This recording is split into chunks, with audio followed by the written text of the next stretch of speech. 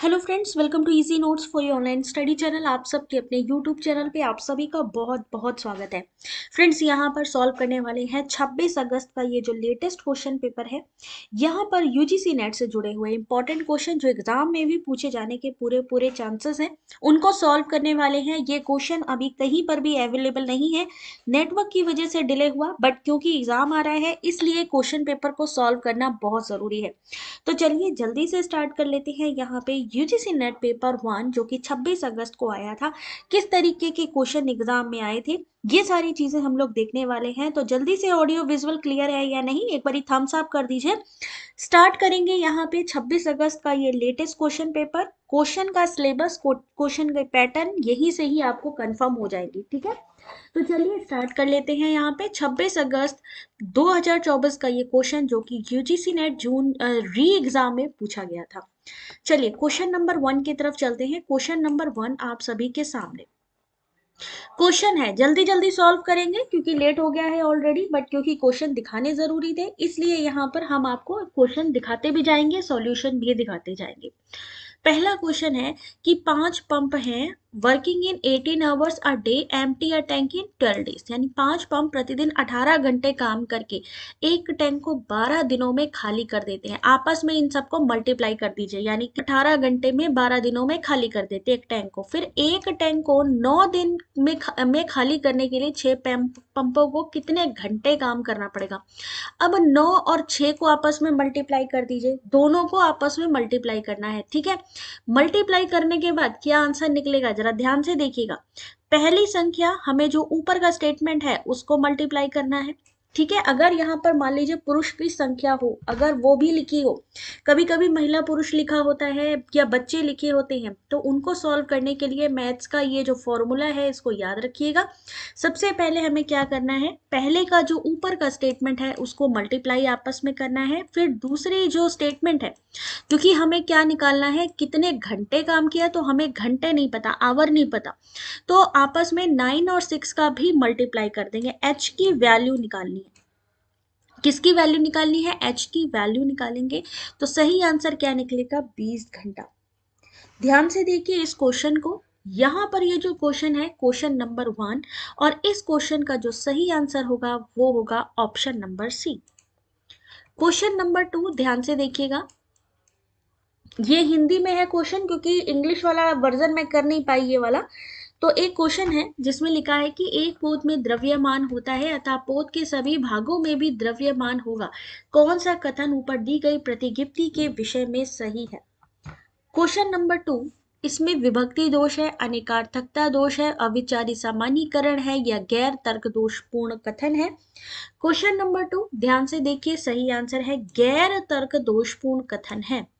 एक पोत में द्रव्यमान होता है अतः पोत के सभी भागों में भी द्रव्यमान होता है, दिए गए कथन में गैर तर्क दोषपूर्ण कथन है।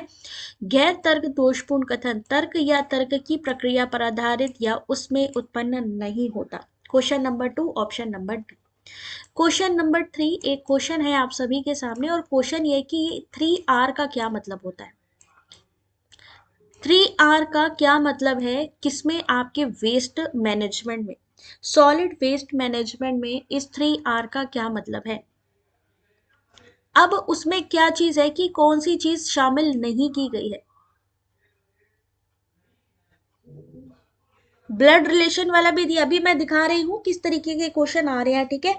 तो यहां पर इस क्वेश्चन का क्वेश्चन नंबर 3 आप सभी के सामने ऑप्शन नंबर बी रिकवर, जबकि रिड्यूस करना, किसी चीज को कम करना, किसकी बात हो रही है, सॉलिड वेस्ट मैनेजमेंट की। सॉलिड वेस्ट मैनेजमेंट में आपका जो है रिड्यूस आएगा, रिसाइकल आएगा और रीयूज आएगा, ठीक है। रीयूज, रिसाइकल एंड रिड्यूस, ये तीन चीजें आती हैं। स्वच्छ सर्वेक्षण 2024 का ये विषय भी है, यानी जो स्वच्छता सर्वेक्षण हुआ था, क्लीननेस सर्वे हुआ था 2024 का, उसका ये विषय भी है। क्वेश्चन नंबर 4, UNFCCC यानी संयुक्त राष्ट्र जलवायु परिवर्तन से संबंधित अभय समय की जो रूपरेखा है, किस बैठक का प्रतिफल था। अभी निधि इंग्लिश में भी मैं दिखा रही हूँ, ठीक है। कुछ क्वेश्चंस हिंदी वर्जन में इंग्लिश में कन्वर्ट नहीं कर पाई हूँ जल्दी में, तो अभी आगे की कुछ क्वेश्चन आप लोगों को दिखने वाले हैं हिंदी और इंग्लिश दोनों में। तो इसका सही आंसर क्या होगा? Question number 4, option number C, Rio शिखर सम्मेलन। यूएनएफ ट्रिपल सी रियो शिखर सम्मेलन बैठक का प्रतिफल माना जाता है। रियो सम्मेलन कहाँ हुआ था? ब्राजील के रियो डी जेनेरियो में 1992 में। क्वेश्चन नंबर 5 लिखा है, इनमें से कौन सा तार्किक रूप से समतुल्य है?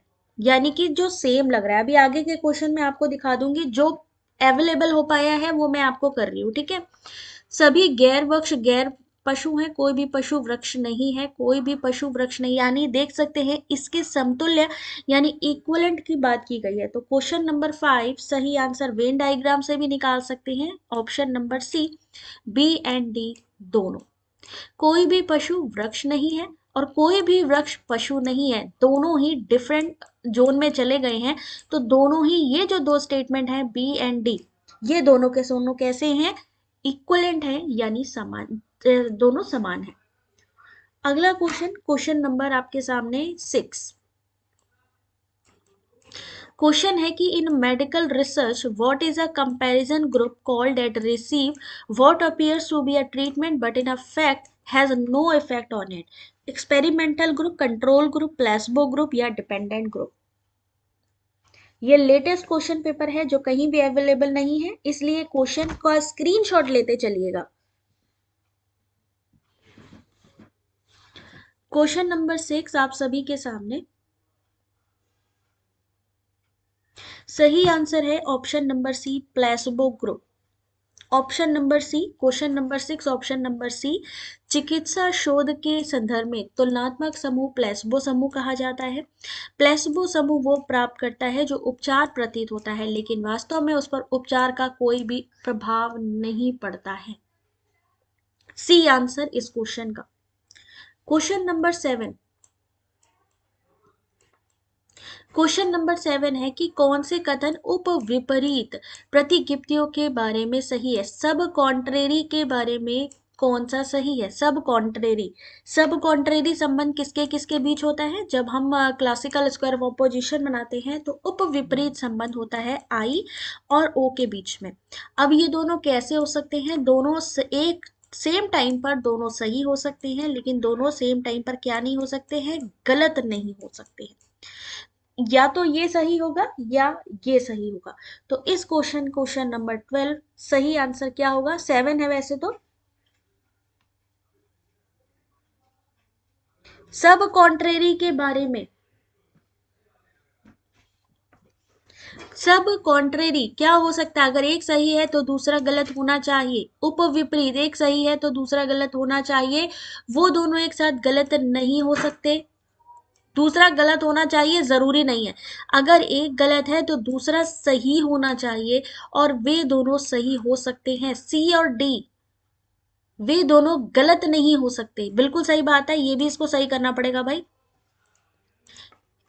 सब कॉन्ट्रेरी का मतलब है कि वो दोनों एक साथ वो दोनों गलत नहीं हो सकते हैं। They both can not be wrong, सही हो सकते हैं गलत नहीं हो सकते। अगर एक गलत है तो दूसरा सही होना चाहिए और दोनों सही हो सकते हैं। सब कॉन्ट्रेरी, क्वेश्चन नंबर 7 सही आंसर बी सी डी होना चाहिए। बिल्कुल सही बात है, question number 7 option number B. ठीक है, अब क्वेश्चन नंबर 8 की बात करते हैं। क्वेश्चन नंबर कितना था भाई? 6 था ये, 7 ये क्वेश्चन नंबर 8। चलिए, किस शास्त्रीय भारतीय दर्शन शास्त्र की विचारधारा में परमाणुवाद का प्रतिपादन किया गया? क्वेश्चन नंबर 8 आप सभी के सामने। बहुत ही आसान सा क्वेश्चन है, अद्वैत बोध सांख्य। सही आंसर इस क्वेश्चन का, क्वेश्चन नंबर 8 सही आंसर है B, Vaisheshika. In Indian philosophy, atomism was propounded in the Vaisheshik school. Vaisheshika philosophy is a part of a Indian सत दर्शन, और इसके फाउंडर कौन है? ऋषि कनाद। इसके फाउंडर कौन है? ऋषि कनाद इसके फाउंडर माने जाते हैं। ठीक है, अगला क्वेश्चन, क्वेश्चन नंबर 9। पढ़ते जाओ, सॉल्व करते जाओ, देखो किस तरीके के क्वेश्चन आ रहे हैं। अब ये वैशेषिक वाला आप लोगों को आंसर आता था, ठीक है। अब एक टाइफाइड की बात है। टाइफाइड जनरली हम लोगों को सुनने में आ जाता है कि टाइफाइड क्या है, किससे होने वाला है। तो जल्दी से इस क्वेश्चन का जो सही आंसर है बताइए क्या होगा।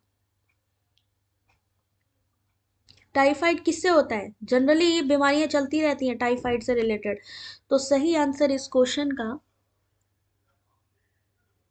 वैशेषिक वाला आता था, यानी कि हमारे कुछ क्वेश्चन ऐसे भी होंगे जो एग्जाम में पढ़े हुए आएंगे। क्वेश्चन नंबर 9 सही आंसर है सी, बैक्टीरिया। जल जनित है, पानी से होने वाला रोग है और ये जीवाणु द्वारा संदूषित होता है। Question number 10। अब देखो थोड़ा सा दिमाग का इस्तेमाल करना है, इंटरनेट से जुड़ा क्वेश्चन है कि इंटरनेट के अधिक प्रयोग से क्या क्या चीजें हो सकती है। व्यसन यानी एडिक्शन हो सकती है, अवसाद यानी डिप्रेशन हो सकती है, डिस्ट्रैक्शन हो सकता है, या एटोमाइजेशन हो सकता है, या knowledge of mass media. Question number 10। Question number 10 आप सभी के सामने, और इस क्वेश्चन का जो सही आंसर है,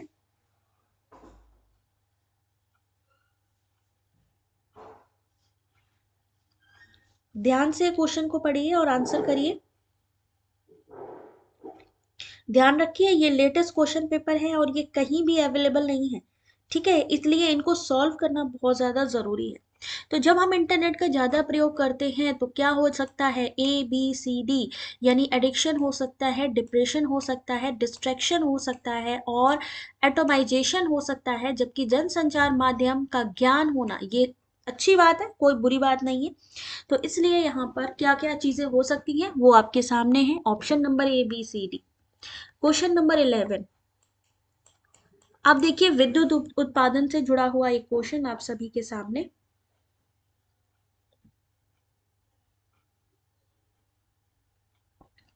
क्वेश्चन को रीड करिए और आंसर करिएगा इस क्वेश्चन का कि सही आंसर क्या होने वाला है इस क्वेश्चन का।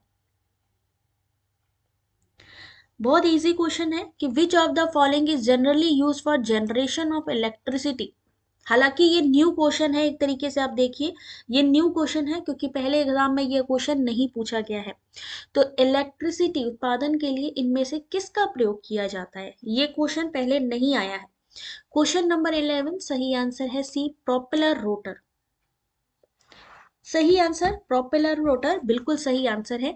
प्रोपेलर ब्लेड वाला एक उपकरण है जो नाव या विमान से जुड़ा होता है। इंजन प्रोपेलर को घुमाता है जिससे नाव या विमान आगे बढ़ता है। Propeller rotors are commonly used to generate electricity. Propeller is bladed device attached to a boat or a craft. The engine rotates the propeller which propels the boat or aircraft. ये न्यू क्वेश्चन है, आप समझ रहे हैं ना कि कहाँ से चीजें आ सकती हैं। अब ये न्यू क्वेश्चन है। Question number 12। जलवायु परिवर्तन से जुड़ा एक क्वेश्चन कि विच of the following is an example of a positive feedback in the context of a climate change. यानी अच्छी चीज क्या हुई है, पॉजिटिव चीज क्या हुई है, क्लाइमेट चेंज में कौन सी पॉजिटिव चीज देखने को मिल रही है। अब इस क्वेश्चन को बिना पढ़े तो आंसर नहीं हो पाएगा, इस क्वेश्चन को पढ़ना पड़ेगा तब आप सॉल्व कर पाएंगे। तो सही आंसर है डी, हिम आच्छादन, बर्फ की चादर पिघलने के फलस्वरूप सूर्य प्रकाश का परावर्तन कम होता है। Decreased reflection of sunlight due to snow cover and melting of ice sheet.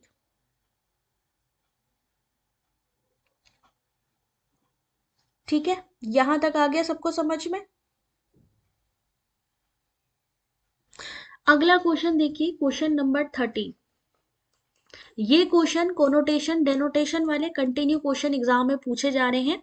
तो आंसर करिए किसमें लगाना है, घटते क्रम में लगाना है। घटते क्रम, जब भी बढ़ते क्रम मतलब जो मेन कैटेगरी है वो मानी जाती है सबसे हाईएस्ट, जो मेन कैटेगरी। अब देखो यहाँ पर घटते क्रम की बात करिए, यानी जो मेन कैटेगरी है उसको सबसे पहले लगाना है, और अगर बढ़ते क्रम में लगाएंगे तो मेन कैटेगरी को सबसे लास्ट में। अब यहाँ पर आप देखो सबसे इंपॉर्टेंट कैटेगरी कौन सी है, सबसे पहले क्या होते हैं, पशु होते हैं। पशु कैसे होते हैं, कशेरुकी होते हैं। और फिर क्या आती है, पक्षी, और पक्षी का ही ये देखो इसका सब ऑर्डर है ये, और इसका यहाँ पर आ गया क्योंकि कशेरुकी सारे होते हैं पशु। फिर पक्षी आ गया, फिर गौरया। तो क्वेश्चन नंबर यहाँ पर 13 का सही आंसर क्या होना चाहिए? 13 का सही आंसर होना चाहिए ऑप्शन नंबर ए। याद रखिए, अगर इस तरीके का क्वेश्चन आता है तो हमने किस तरीके से क्वेश्चन का जो सॉल्यूशन है उसको निकालना है। ठीक है, यहां तक आ गया सबको समझ में कि कैसे क्वेश्चन का जो सॉल्यूशन है हमें निकालना है, किस तरीके से चीजों को सॉल्व करना है। अगला क्वेश्चन, क्वेश्चन नंबर 40। यहाँ पर बात हो रही है हायर एजुकेशन के क्वेश्चन की। तो पहले, सबसे पहले तो क्वेश्चन रीड कर लीजिए।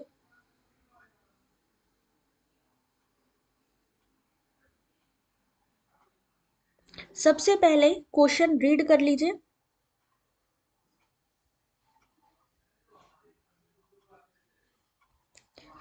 हायर एजुकेशन से जुड़ा हुआ क्वेश्चन है। देखना यह है कि कितने लोग इस क्वेश्चन को सही से सॉल्व कर पाते हैं।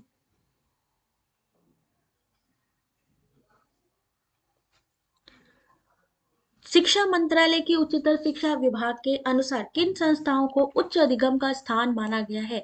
यानी हाईएस्ट लर्निंग जो हमारे इंस्टीट्यूट है, किसको माना गया है? 14 का सही आंसर है option number D, CDNE।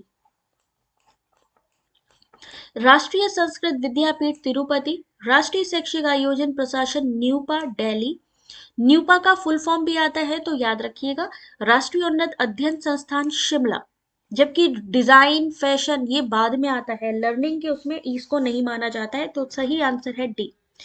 Question number 15। Question को पढ़ते जाइए, सॉल्व करते जाइए, क्योंकि टाइम कम है और इसी वजह से आज थोड़ा डिले होने के बाद भी क्लास करवाई जा रही है। तो चलिए, इस क्वेश्चन का जो सही आंसर है, क्वेश्चन नंबर 15। क्या कहा गया है? Which of the following types of validity is primarily related to causality, यानी कार्य कारण से संबंधित इनमें से कौन सी वैलिडिटी यानी कि वैधता है? 15 का सही आंसर है सी, आंतरिक वैधता। आंतरिक वैधता, अगर मान लीजिए ये दोबारा क्वेश्चन आ जाए, कई बार आता है इंटरनल वैलिडिटी। अब इंटरनल वैलिडिटी का मतलब क्या है? जो कार्य कारण से जुड़ा है, एक कारण संबंध के निष्कर्षों को विश्वसनीय और भरोसेमंद बना देता है। अगला question, question number 15, question number 16। अब ये देखिए आईसीटी का एक क्वेश्चन, जल्दी से मुझे आंसर दीजिएगा। इस क्वेश्चन नंबर 16 में आपको ये बताना है कि यहाँ पर फिल इन द ब्लैंक्स में क्या लिखना है।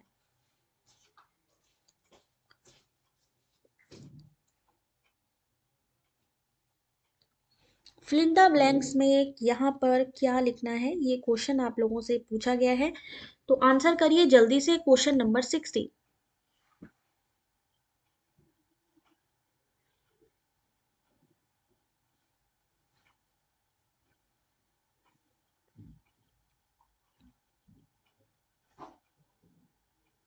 और इस क्वेश्चन का जो सही आंसर है,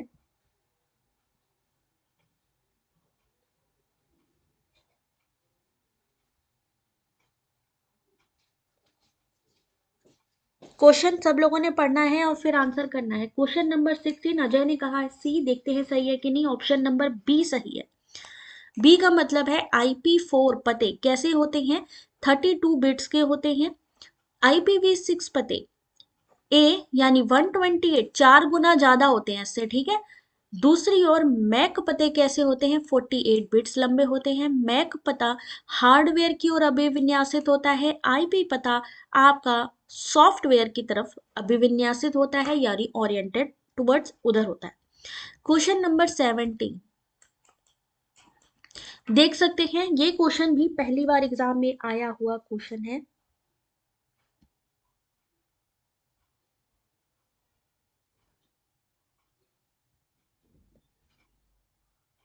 ये क्वेश्चन भी पहली बार एग्जाम में आया हुआ क्वेश्चन।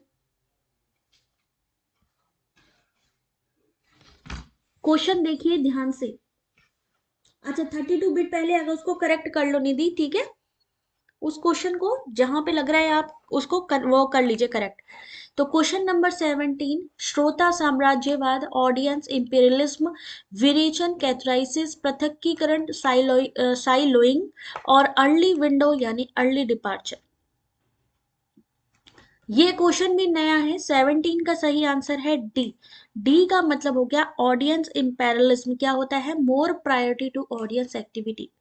कैथराइसिस क्या चीज होती है? To reduce aggressive behaviour of a people. सैलोइंग क्या चीज होती है? Option number 2, selection of a new source based on a theory. Early departure, children exposure to the world, early media. Question number 17। ये क्वेश्चन भी आप ध्यान से देखो, ये क्वेश्चन भी नया है क्योंकि ये क्वेश्चन भी पहले नहीं पूछा गया। क्वेश्चन नंबर 17 के बाद क्वेश्चन नंबर 18 जो न्यू क्वेश्चन है आप लोगों के सामने है। इसका मतलब आप समझ रहे हैं कि न्यू क्वेश्चन भी एग्जाम में पूछे जा रहे हैं।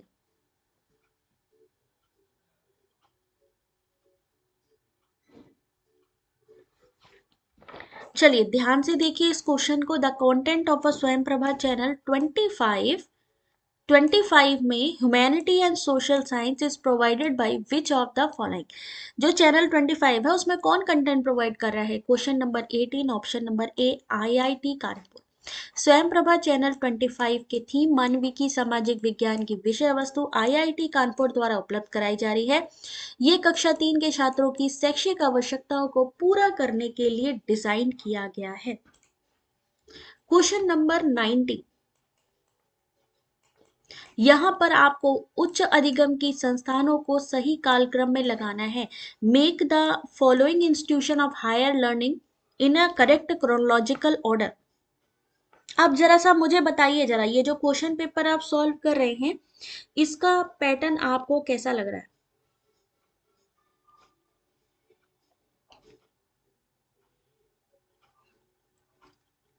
इसका जो पैटर्न है, एग्जाम का जो पैटर्न है वो आपको कैसा लग रहा है? मॉडरेट लेवल लग रहा है, इजी लग रहा है, क्या लग रहा है? अगर एग्जाम में ये क्वेश्चन आप लोगों के सामने आएंगे तो कैसा है? मुश्किल है शिवानी? देखिए इसीलिए अब हमने क्या कहा था दोपहर में, यही चीज कही थी कि ज्यादा से ज्यादा हमें सर्च करना है। तो हमें पता होना चाहिए कॉलेजेस। फोर्ट विलियम कॉलेज सबसे पहला कॉलेज हुआ, ठीक है ना? तो संस्कृत कॉलेज कोलकाता, बनारस, रुड़की, राजकोट। तो सबसे पहले कॉलेज कौन सा था? Fort Sanskrit college Banaras. फिर आ गया fort William college Kolkata, Sanskrit college Kolkata, civil engineering college Roorkee और राजकोट कॉलेज राजकोट में है। सही आंसर है ऑप्शन नंबर सी। अगला क्वेश्चन, क्वेश्चन नंबर 20। अब हम किसकी बात कर रहे हैं? डॉगलस एनॉलबर्ट की बात कर रहे हैं। कंप्यूटर के क्रमिक विकास में डगलस एनॉलबर्ट का योगदान इनमें से कौन सा है? यानी उसने कौन सी चीज को इन्वेंट किया? क्वेश्चन नंबर 20 मुश्किल है।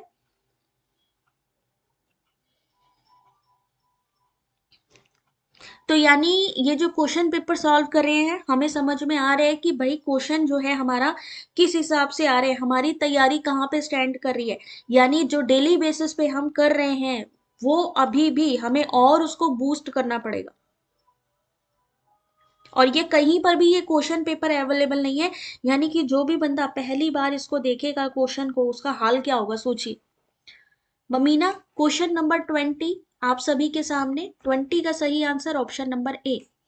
कंप्यूटर प्रथम माउस का आविष्कार किया था इन्होंने। इन्होंने क्या किया था?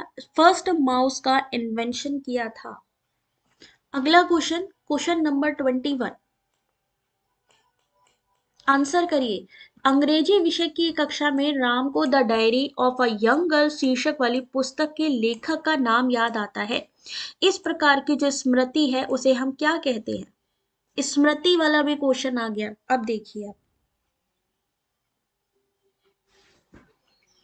ये क्वेश्चन इसीलिए जो जिन्होंने भी इस दिन एग्जाम दिया था ना, ये जो क्वेश्चन पेपर है मोस्टली कैंडिडेट कर नहीं पाए थे।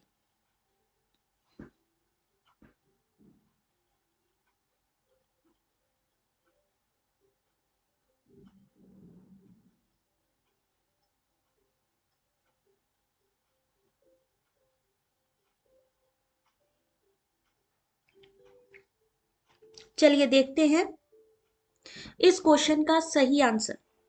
क्वेश्चन नंबर आपके सामने 21, सही आंसर है बी यानी अर्थ। अंग्रेजी विषय की एक कक्षा में राम को the diary of a young girl शीर्षक वाली पुस्तक लेखक का नाम आता है तो स्मृति को कहते हैं अर्थ। अर्थ से रिलेटेड कौन सी होगी? क्वेश्चन मॉडरेट है, देखिए अब इंग्लिश में भी आपको दिया जा रहा है वही चीज हिंदी में भी दिया जा रहा है। Question number 22। अब ये क्वेश्चन कहाँ से है? आपका मैथ से है, मैथ्स को भी हम छोड़ नहीं सकते।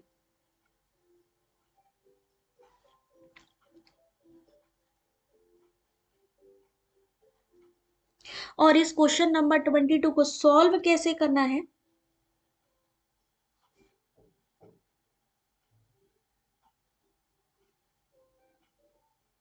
चलिए देखते हैं 22 को सॉल्व करने का तरीका।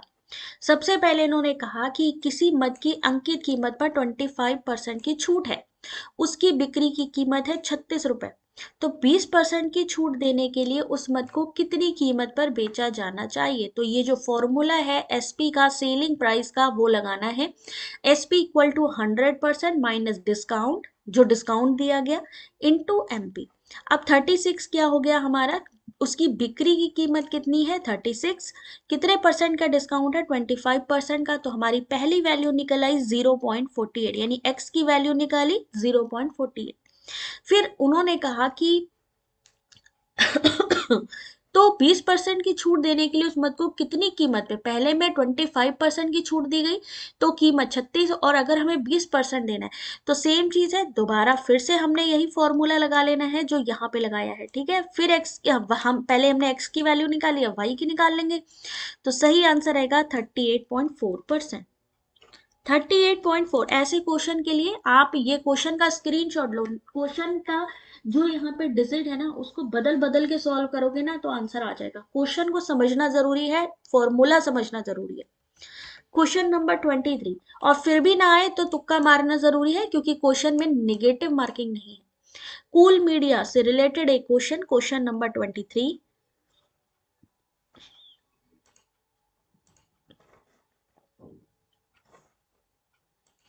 क्वेश्चन नंबर 23, कूल मीडिया के लक्षण इनमें से कौन से हैं?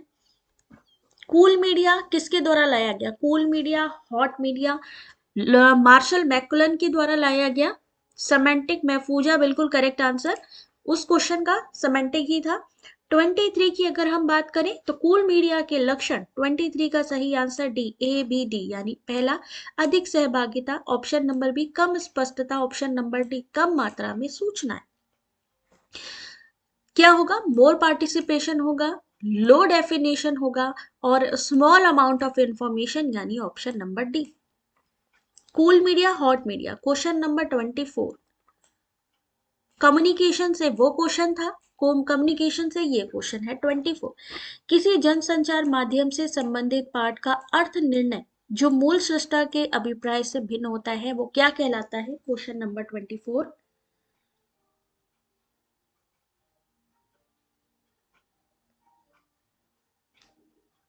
The interpretation of a text related to a mass media which is different from the intention of the original creator is called।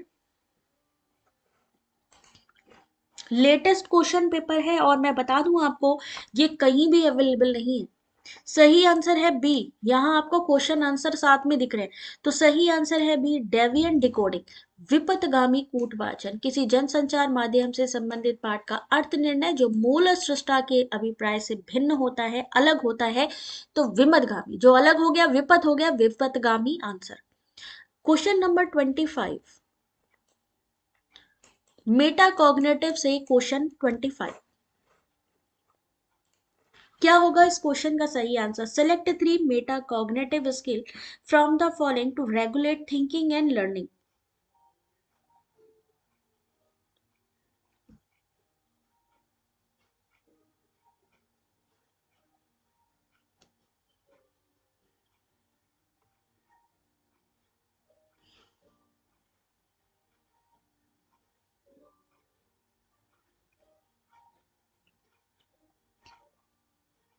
Question number 25, इस क्वेश्चन का जो सही आंसर है 25 का सही आंसर मेटा कॉग्निटिव में आएगा, ऑप्शन नंबर बी, यानी पहला ऑर्गेनाइजेशन, ऑप्शन नंबर सी अनुवेक्षण, ऑप्शन नंबर डी मूल्यांकन। यानी ऑर्गेनाइजेशन हो गया, आपका मॉनिटरिंग हो गया, मॉनिटरिंग के बाद लास्ट जो हमारा आएगा वो होगा एवेल्युएशन। ठीक है, मेटा कॉग्निटिव स्किल में ऑर्गेनाइजेशन, आपका मॉनिटरिंग और इवैल्यूएशन, ये चीजें आती हैं। अगला क्वेश्चन, क्वेश्चन नंबर 26, आप देखिए डेटा पैकेट, स्विच पैकेट, इनसे जुड़े हुए क्वेश्चन कंटिन्यू पूछे जा रहे हैं। रीना वीडियो की क्वालिटी इनहेंस कर लीजिए, क्योंकि यहाँ पर क्वेश्चन जो है ना वो थोड़े डिफिकल्ट लेवल के हैं और इंग्लिश हिंदी वर्जन एक साथ करने में भी हो सकता है कि विजन प्रॉपर ना हो, तो वीडियो की क्वालिटी आप लोगों से रिक्वेस्ट है एक बार इनहेंस कर लीजिए।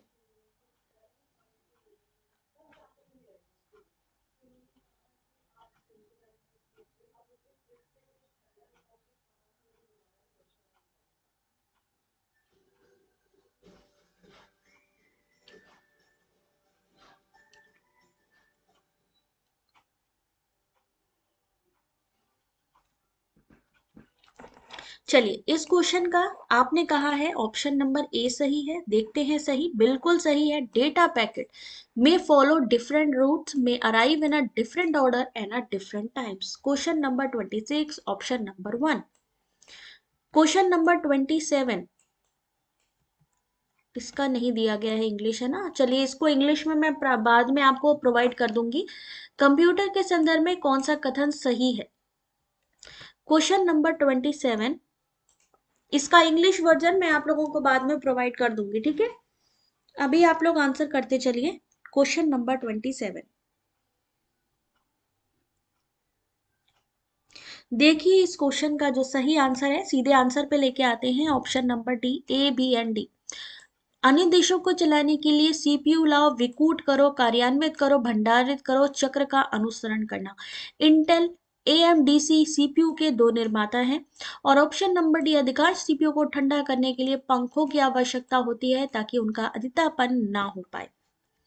Question number 28, national education policy से जुड़ा एक क्वेश्चन।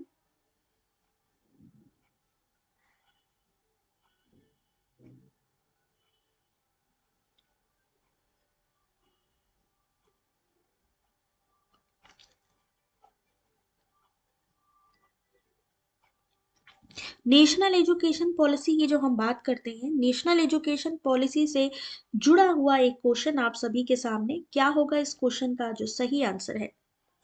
28 का सही आंसर सी, भारतीय सांकेतिक भाषा, जिसे हम आईएसएल कहते हैं, Indian sign language. National education policy शिक्षा नीति 1986 की को रिप्लेस करेगा। इसका केंद्रीय बिंदु बहुविषयकता समग्र शिक्षा है। इस शिक्षा नीति में भारतीय सांकेतिक भाषा को मानक रूप से जरूरत पर बल दिया गया है। क्वेश्चन नंबर 29,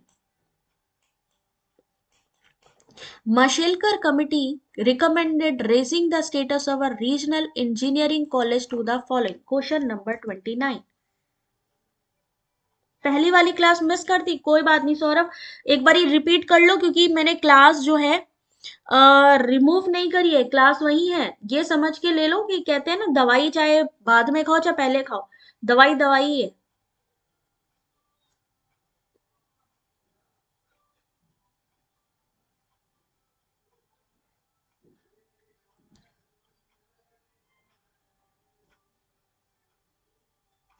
चलिए देखते हैं इस क्वेश्चन का जो सही आंसर है। Question number 29, option number A, राष्ट्रीय प्रौद्योगिकी संस्थान, national institute of technology. National institute of technology, Mashelkar committee recommended raising the status of a regional engineering college to the following, national institute of technology.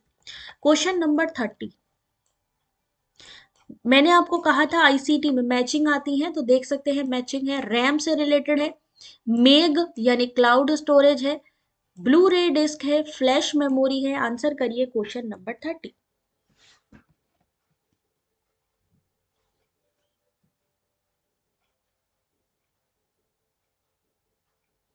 करुणा क्या हो गया?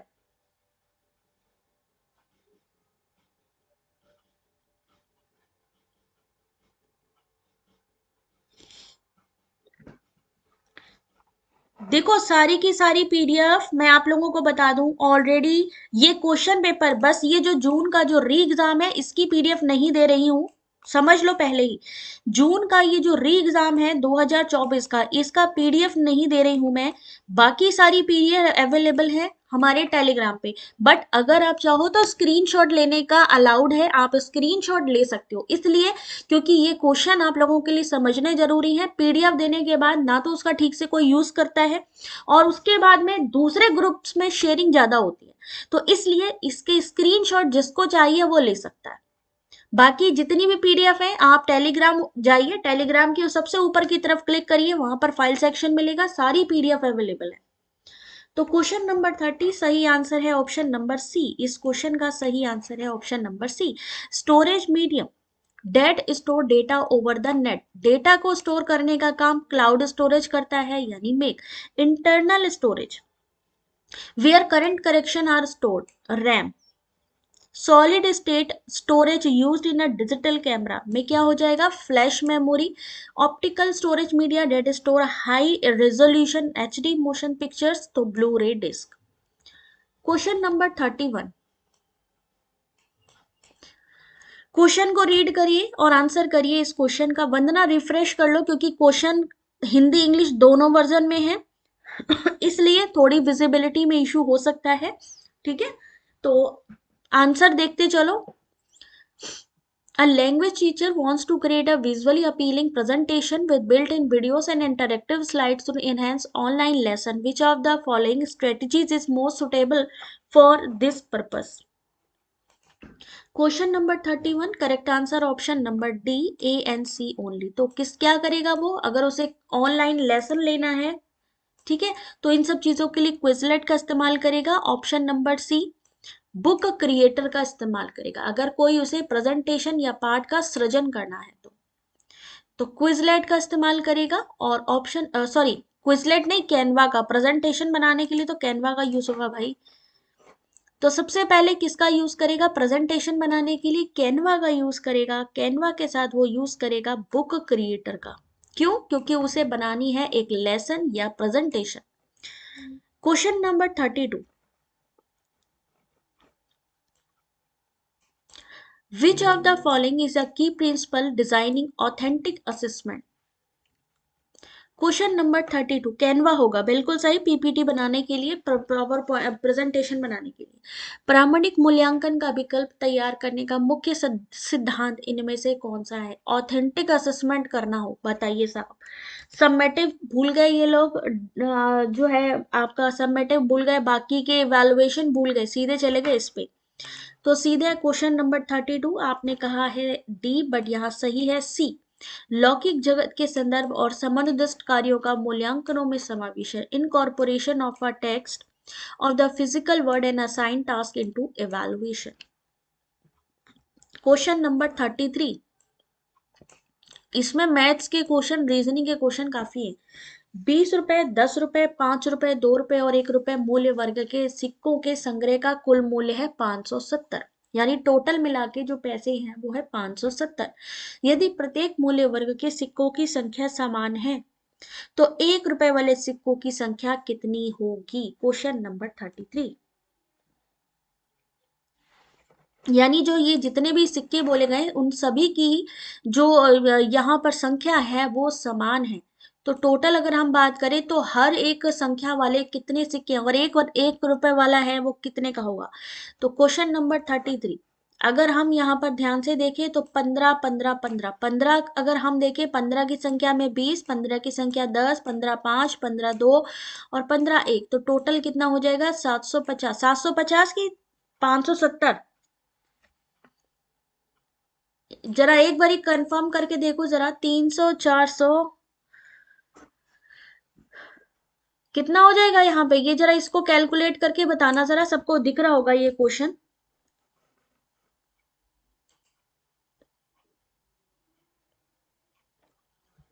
कितना हो जाएगा, उल्टा कर दिया गया है यहाँ पे, 750 नहीं बल्कि 570 होगा इस क्वेश्चन का सही आंसर। ठीक है, तो यहाँ पर सही आंसर है ऑप्शन नंबर सी, 15। ठीक है, क्वेश्चन को सही कर लेना, ऑप्शन को, ये 750 नहीं बल्कि 570 होगा। अगला question, question number 34, research static से क्वेश्चन है। In computing which of the following statistical test the degree of freedom of the numerator denominator are used. Question number 34, 570, ठीक है। क्वेश्चन नंबर 34, रिसर्च स्टैटिक्स सांख्यिकी से क्वेश्चन।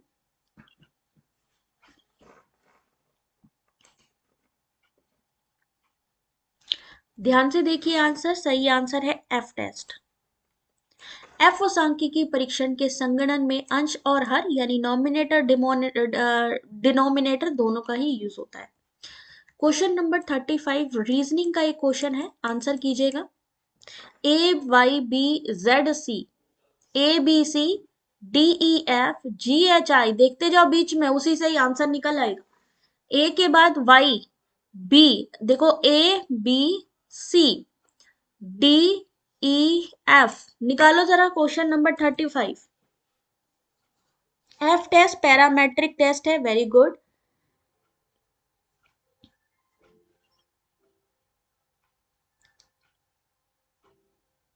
इस question का सही answer question number 35, same चीज हम आगे कंटिन्यू करेंगे। ए बी सी डी ई, आगे बढ़ाओ जरा, ऐसे ही होगा। जी एच आई, यहां पर थोड़ा मिस्टेक किया हुआ है आई थिंक। जी एच आई, देखो फिर से इसी में आ रहा है। जे के एल एम एन ओ, एक संख्या में एफ टेस्ट का इक्विवेलेंट काई स्क्वायर टेस्ट है ना, तो सही आंसर है ऑप्शन नंबर बी यानी M Q N R O. अगला question, question number 36, which of the following argument is flawed because the middle term is non contradictory? मध्य पद के अनेकांतिक होने के कारण कौन सा तर्क दोषपूर्ण है? Question number 36।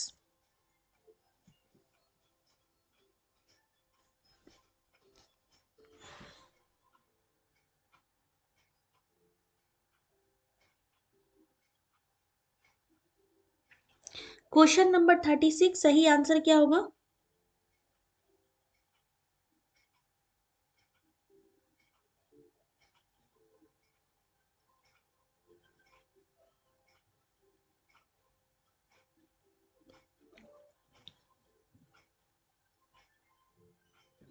इस क्वेश्चन का सही आंसर देखते जाइए। Question number 36, option number A, all things are impermanent because they are knowable. सभी वस्तुएं अनित्य हैं क्योंकि वो गे हैं, इस क्वेश्चन का सही आंसर। क्वेश्चन नंबर 37, अब देखो जनसंचार में निम्नलिखित विचार ग्रहण किए गए। भाई साहब कहां से क्वेश्चन उठा रहे हैं। मास कम्युनिकेशन एक कम्युनिकेशन है और उसको डिसिप्लिन से अटैच किया जा रहा है, तो question number 37।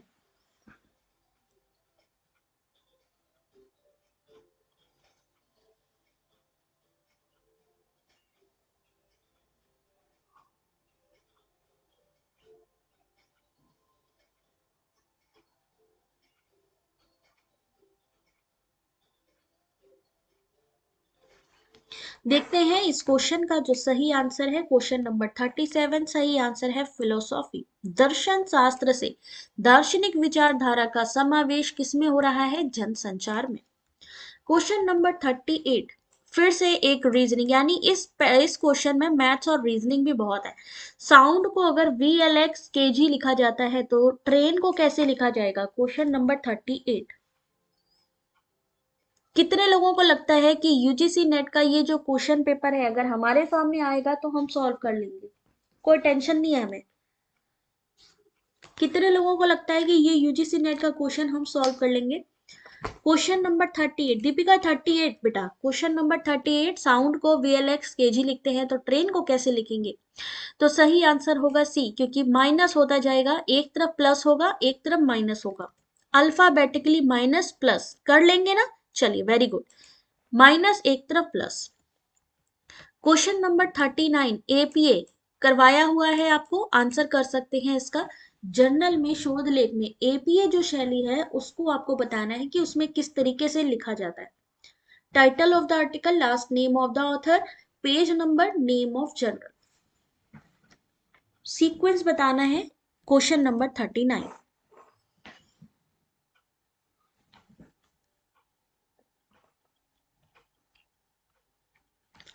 APA format, APA style में जब हम लिखते हैं तो क्या होगा, ऑप्शन नंबर सी। यानी सबसे पहले हम क्या लिखेंगे, लेखक, लास्ट नेम ऑफ ऑथर, लेखक का अंतिम नाम, आलेख का शीर्षक, यानी आलेख का शीर्षक क्या हुआ, टाइटल ऑफ द आर्टिकल, फिर जनरल का नाम और लास्ट में क्या लिखेंगे, page number. Question number 40, research से क्वेश्चन, किन शोध कार्य नीतियों में शोध के संबंध में सिद्धांत की भूमिका का प्रमुख अभिमुखीकरण निगमनात्मक है? In which of the following research strategies the dominant orientation of the role of theory in relation to research is a deductive? Question number 40। Vandana, उसका भी अभी क्वेश्चन पेपर में आएगा, जिक्र आएगा, ठीक है, तो वहां से आप लोग देख लेना। अभी हम धीरे धीरे जैसे जैसे क्वेश्चन और आपको करवाते जाएंगे, आपको चीजें समझ में आती जाएंगी। ये जून का लेटेस्ट क्वेश्चन पेपर है जो कहीं अवेलेबल नहीं है। क्वेश्चन नंबर 40 सही आंसर है आपके सामने, option number A, quantitative. Which of the following research strategies the dominant orientation of the role of theory in a relation to research is deductive quantitative? Question number 41, फिर आ गया math का एक सवाल। अच्छा, ये तो अभी कर ही चुके हैं, पंप वाला, पंप वाला क्वेश्चन कर ही चुके हैं, ठीक है ठीक है। 41 हो चुका है हमारा, यानी 40 के आगे चलते हैं, 41 ये वाला क्वेश्चन हो गया, ठीक है। अब इस क्वेश्चन में देखिए डीआई का क्वेश्चन है, डीआई के लास्ट 5 क्वेश्चन, 5 क्वेश्चन आरसी के हैं, रीडिंग कॉम्प्रिहेंशन के। रीडिंग कॉम्प्रिहेंशन किसी दिन मैं अलग क्लास में आप लोगों को करा दूंगी, अभी क्या जानना जरूरी है, डीआई कैसे सॉल्व करना है। तो सबसे पहले स्टेटमेंट को पढ़ना जरूरी है कि स्टेटमेंट में कुछ लिखा तो नहीं है, तो उसमें कुछ नहीं लिखा है। हमारे सामने ईयर दिए गए हैं, ईयर को ध्यान रखना है। रेवेन्यू 1 लाख से स्टार्ट है, समझ लिया, लाखों में है। तो अगर हम बात करें पहले क्वेश्चन की, जनरल दिया गया है, पहले में जनरल, दूसरे में पत्रिका यानी मैगजीन, और फिर आता है बुक। 2023 में 2023 में राजस्व का लगभग कितने प्रतिशत पुस्तकों से आया था? In 2023, approximately what percent of revenue came from books? Question number 41, मान लीजिए ये क्वेश्चन आ गया, तो क्या आंसर करेंगे हम?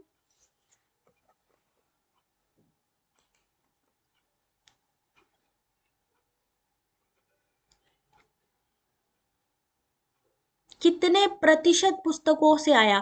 यहां पे संख्या जो दी गई है वो लाखों में दी गई है।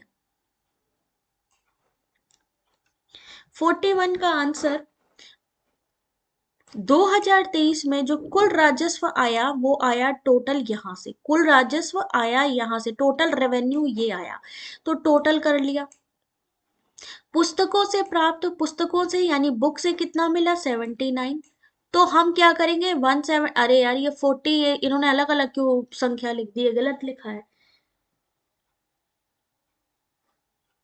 176 कहाँ से आया, 176 तो आएगा ही नहीं यहाँ पे। ये जो संख्या है इसको जरा सही कर लो, इसको लिखो नीचे, इंटू कर दो 100% निकालने के लिए, तो आएगा 46%।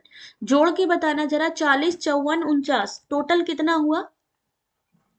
इसके लिए सिर्फ एक चीज है, ठीक है, एक डीआई को सॉल्व करने का एक ही चीज है। पहली बात तो ये है कि आप स्टेटमेंट में देखो कि स्टेटमेंट में कभी कोई ऑप्शन तो नहीं है। अगर ऑप्शन नहीं है तो आपको सारा क्वेश्चन अपने टेबल से निकालना है और क्वेश्चन से निकालना है। अब उसमें भी कई लोगों को आते हुए भी गलत हो जाती है, क्यों? क्योंकि वो भूल जाते हैं कि उसमें करना क्या है। उसको रफ पेपर में लिख लो कि क्वेश्चन एक्चुअली में हमें करना क्या है। कोई ऐसी ट्रिक नहीं है, सिर्फ चीजों को समझना आना पड़ेगा आपको। अब इन्होंने कहा है परसेंटेज निकालना है, परसेंटेज निकालना है कि टोटल हमारा कितना रेवेन्यू आया। तो परसेंटेज निकालने की तो मल्टीप्लाई करेंगे 100 से, ये कॉमन सी बात है, 100 से तो मल्टीप्लाई करना ही करना है। 40, 54, 49, टोटल कितना हुआ? 40, 54, 79। देखो, हाँ ये देखो, बिल्कुल सही बोला भाई, बंसीधर ने सही बोला है। 49 नहीं बल्कि 79 है ये। तो ये संख्या यहां से कैलकुलेट करो, इसको रहने दो, टोटल करो 40, 54, 79, टोटल कितना हुआ? टोटल संख्या बताइए जल्दी से।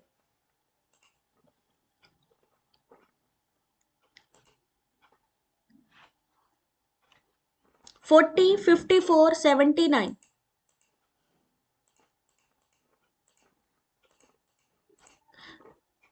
173 टोटल हुआ 173। अब 179 जो कि बुक का है उसको लिखो ऊपर, नीचे लिखो 173 इंटू करो 100, डिवाइड करोगे तो कितना हो जाएगा 173। बिल्कुल सही बात है। अब ये जो 173 है जब आप डिवाइड करोगे यहां पर तो आंसर कितना आएगा, देखो सेम आंसर आ रहा है कि अलग आंसर आ रहा है, 7900 हो गया, 7900 हो गया। और 7900 में आपने डिवाइड करेंगे 7900 को 173 में, तो हमारा आंसर क्या निकल के आएगा, 45% निकल के आएगा। संख्याएं सही से देख लेना, ये जो यहाँ पर ये जो दिया गया एक्सप्लेनेशन ये गलत है, ठीक है, जो आप कर रहे हैं वो सही है। 79 है, टोटल करेंगे इनको 79 निकलेगा। 79 में टोटल हमारा कितना है, सॉरी टोटल है हमारा 173, और हमारा बुक से रिलेट करना है इन्होंने कि बुक का कितना था, कितने परसेंटेज था, तो बुक का है 79, तो बुक ऊपर लिखेंगे, टोटल रेवेन्यू निकालेंगे 173, किससे क्या निकालना है परसेंटेज, तो मल्टीप्लाई बाय 100। क्वेश्चन नंबर 42, यदि वर्ष 2024 में 2023 से वही राजस्व वृद्धि रही है जो वर्ष 2022 से 23 में थी, तो वर्ष 2024 में लगभग राजस्व कितना होगा। यदि वर्ष 2024 दिया नहीं गया है, इन्होंने कहा 2023 से वही राजस्व वृद्धि रही है, राजस्व वृद्धि यानी इनका टोटल करना है, ठीक है ना, पहले इनका टोटल करो, फिर क्या होगा जो 2022 से 2023 में रही है, 2022 से कितनी, तो क्या होगा इस क्वेश्चन का आंसर। क्वेश्चन नंबर 42 जरा ध्यान से देखिएगा, आंसर दिखा रही हूं अब मैं, सॉल्व कैसे करना है। जैसा कि आपको बताया मैंने, पहले क्या किया इन्होंने 2022 का टोटल किया, 2022 का टोटल, संख्याएं देखना सही है कि नहीं, 40 42 87। फिर क्या किया इन्होंने 2023 में कितनी वृद्धि हुई है। अब ये 4 कैसे आया, 4 ऐसे आया कि जो नीचे की संख्या हमने निकाली थी वो निकाली थी 173। 173 में अगर हम 169 को माइनस करेंगे तो कितना होगा, 173 माइनस 169 तो होगा डिफरेंस। जब भी इस तरीके की संख्या आए कि पहले से कितना, तो डिफरेंस लिखो ऊपर, किससे निकालेंगे 2022, 2023 से पहले क्या था 2022, जो भी प्रायर होगा पहले से ही तो निकालेंगे। तो पहले की संख्या थी 169, तो 169 से निकाला परसेंटेज 2036। अब इसको निकालने के बाद 2036 आएगा, 2024 में 2023 की तुलना में कितनी वृद्धि हुई, 173 था,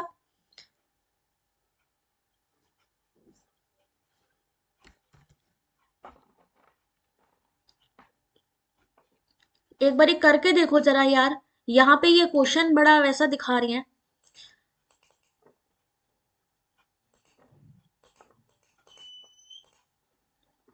ये आया 2.366, ये यहां संख्या गलत है, यहां पे 2.366 होगा, है ना, और उसी से ही निकाला जाएगा ये क्वेश्चन। संख्याएं यहाँ पे गड़बड़ है, थोड़ा सा अपने आप से देखना है, वो पहले तो डिफरेंस निकाल लेना है कि कितना डिफरेंस है, यानी कितने परसेंट का मुनाफा या कमी है। उसके बाद में इन्होंने कहा 2024 में 23 की तुलना में कितनी वृद्धि हुई,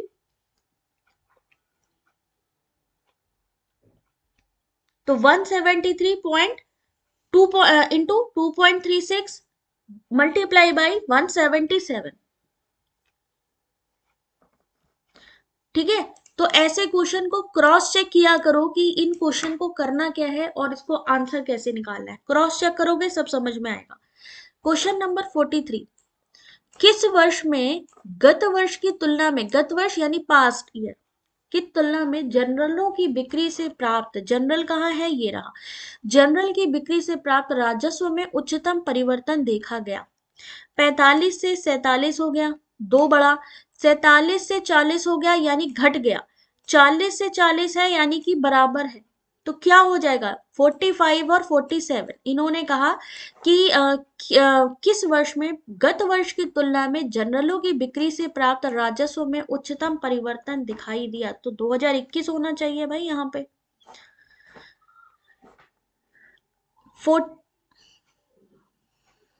अच्छा, उच्चतम परिवर्तन की बात करी है, ठीक है ना। उच्चतम परिवर्तन, इन्होंने वृद्धि या कमी नहीं पूछी है। उच्चतम परिवर्तन तो 47 और 40 है, क्योंकि 7 का यहाँ पे है, और 45 और 47 में है 2 का। लेकिन अगर वृद्धि की बात करें तो 2020 होगा। अगर हम बात करें यहाँ पर आपका जो है उच्चतम परिवर्तन यानी चेंजेस की बात करें, तो नेचुरल सी बात है 2022। दो चीजें, दो तरीके के क्वेश्चन है। एक, या तो वृद्धि के बारे में पूछा जाता है कि कितनी ज्यादा प्रॉफिट में है कोई चीज, या फिर उसमें कितना चेंज है। अब इन्होंने यहाँ पर चेंज पूछ लिया, तो 7 आप सीधा सीधा यहाँ से भी निकाल सकते हैं। 47 44 7 का डिफरेंस है दोनों में।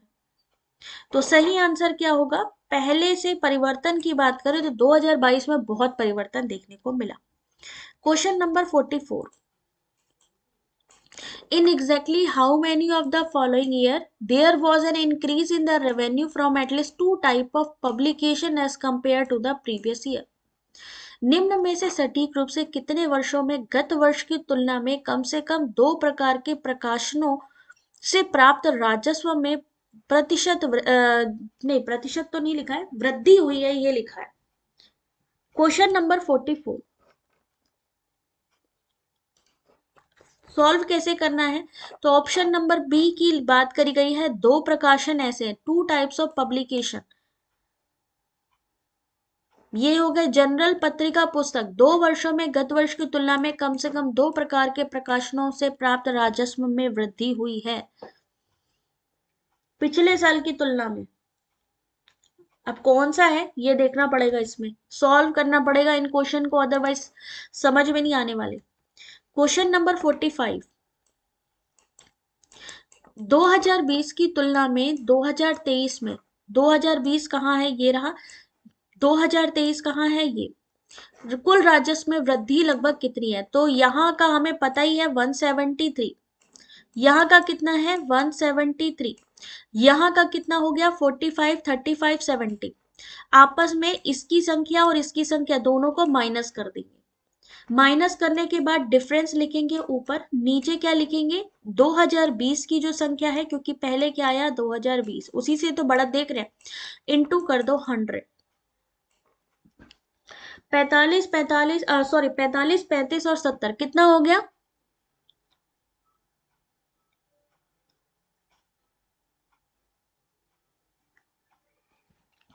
45 35 और 70 कितना हो गया टोटल,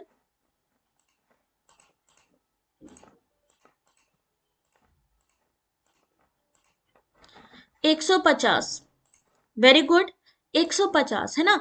तो 150 माइनस कर देंगे 173 से।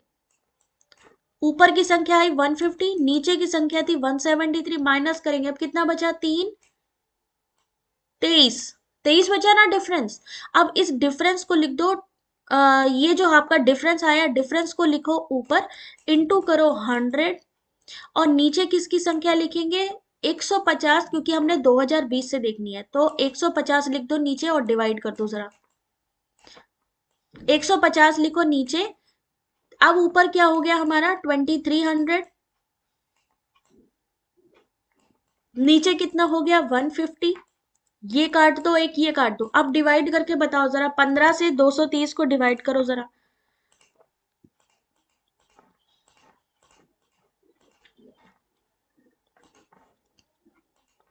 कितना हो जाएगा 15.33। और यहाँ क्या कहा इन्होंने, लगभग आपको बताना है, तो 15.33 है, तो हम मान सकते हैं कि ऑप्शन नंबर सी होगा इस क्वेश्चन का सही आंसर। सही आंसर ऑप्शन नंबर सी।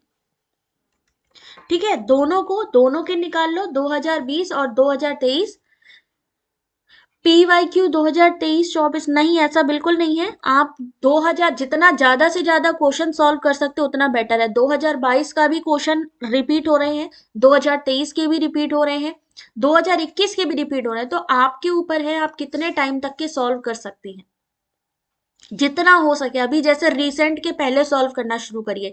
जैसे जून री एग्जाम का आया, दिसंबर 2023 का आया, जून 2023 का आया, ठीक है, फिर 22 पे चले जाओ, वो सॉल्व हो जाए तो 22 पे चले जाओ। इस समय सबसे ज्यादा इंपॉर्टेंट है जितने ज्यादा से ज्यादा क्वेश्चन सॉल्व किए जाए। तो ये कब का क्वेश्चन पेपर है आपको मैंने स्टार्टिंग में ही दिखाया था कि कब का क्वेश्चन पेपर है, सारी चीजें आप सभी के सामने। एक मिनट, ये सारे क्वेश्चन सॉल्व किए गए हैं, आप सभी के सामने हैं। कैसा पैटर्न है, किस तरीके के क्वेश्चन आ रहे हैं एग्जाम में आपने देखे हैं। कल एक और नया क्वेश्चन लेकर आएंगे, देख सकते हैं 26 अगस्त 2024 का ये क्वेश्चन पेपर आज आपने सॉल्व किया है रीडिंग कॉम्प्रिहेंशन को छोड़ के।